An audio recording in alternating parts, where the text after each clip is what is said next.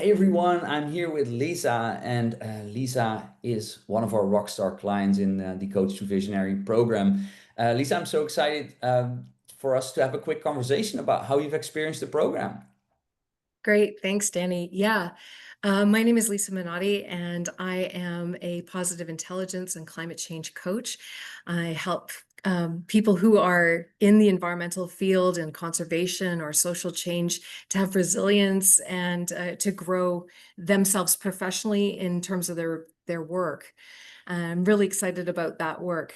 So it was fantastic to go through the visionary program. It helped me quite a bit. Love it. And with Coach Africa, we love to help change makers, right? To really give them the tools and strategies to go further faster and increase their impact, right? Because it's people like you who lead movements. So could you share a couple of things about like where were you before you joined the program? What were some of the challenges that you faced, and what led you to invest in the program? Well, at the beginning, as you know, positive intelligence really helps a lot of different people. It's a very groundbreaking but fundamental mindset type of coaching where it helps people to develop their resilience and their positivity. And so it's very broad. I was really challenged by finding my niche at the very beginning and understanding how to work with those people, how to tell them about what it is that I do, Mm, and how it's transformative in their lives. So I started this with really having no idea of having a bigger picture of where I could go with my coaching. I always think of it as like it's an individual, a solopreneur type of work. So I was very narrow in the way I was looking at what business could be. mm. Uh, so A, not having my niche very clear, and then B, not having an idea of what I could actually do. And so that was one of the biggest things about this was this micro shift on a weekly basis, going from non-clarity of my niche and getting more and more clarity as I went, but also having suddenly bigger visions as to what I could actually be doing with my business and how I could take it even bigger than just me as a solopreneur. Mm. I love that. And it's like you already had the ideas, right? And as a matter of fact, you had been coaching for a significant amount of time, and you already knew how to impact clients' lives. It was just like the finesse in terms of the marketing, the story, and being a bit more specific in terms of like, okay, who is it that we are targeting, and how do we approach these kind of people, right? So it's sometimes in these 2 millimeter shifts where like you can get amazing results. And we are so proud of you throughout the program. You have actually consistently taken action, and yeah, like you managed to attract much more aligned clients. So, what are some of the things that have changed for you as a result of the program? So, a lot of it was around not feeling like I could say what I wanted to say. That difficulty in expressing myself and thinking things like, oh, who would want to listen to what I have to say? Is it new? Is it interesting? Who am I talking to? So there was a lot of changing my perspective that my words mattered, that what I had to say was important to people, and getting past a lot of the internal dialogue around, oh, it's not good enough. How do I do this? I'm not good enough. I'm not big enough. And so having that weekly conversation kept me on track with you can do this, and keeping me with smaller goals that I could keep moving forward on a regular basis. That was a huge thing for me. And that's how I was able to actually create action.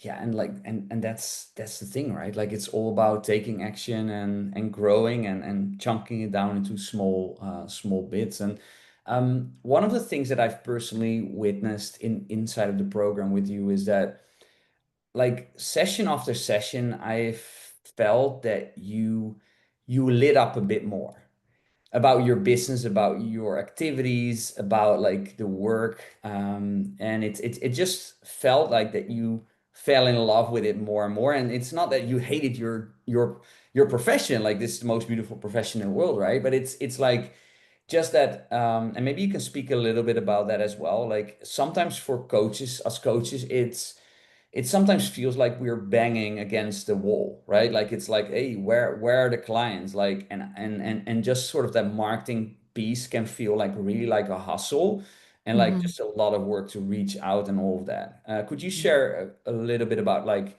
how that process has changed potentially for you over time? I think that that was a really big thing for me, was that feeling of doing it alone. And um the fact is that you're with somebody who doesn't have an agenda. I had a results-based coach before, and I found it was there was a lot of pressure. I felt like this pressure to perform. And I think all of Mm, us as coaches, not all of us, but a lot of people really, we want to coach. We're out there, we want to coach, and that's what we love. And you have to kind of slog through the marketing and the other pieces to attract people. And we don't enjoy that. We don't love that.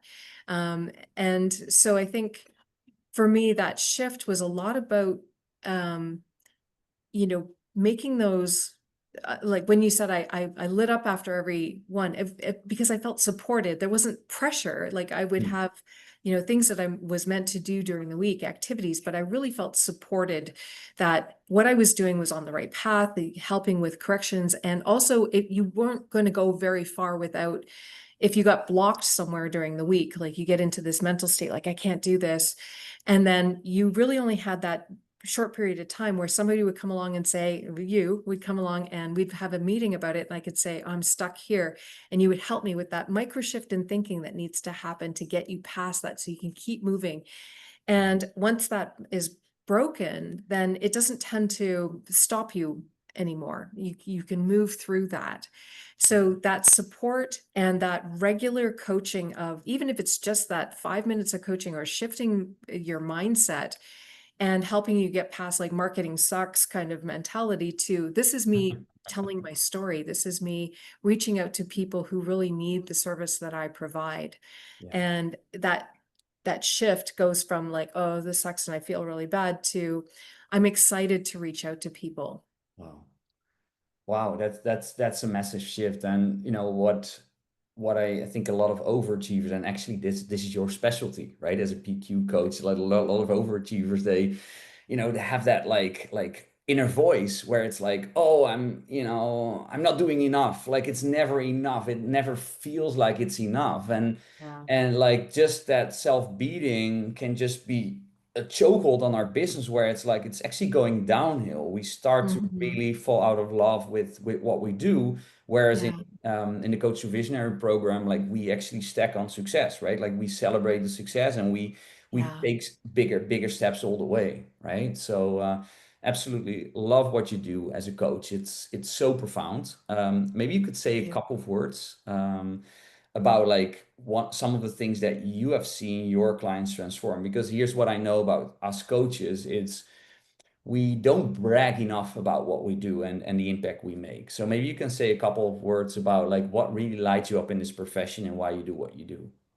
Thank you. Yeah, I mean, beyond my own personal transformation of going from a very angry, controlling executive to having a lot more compassion and empathy. It's not even about controlling my anger. My anger is gone. Like I don't have that anger Beautiful. anymore.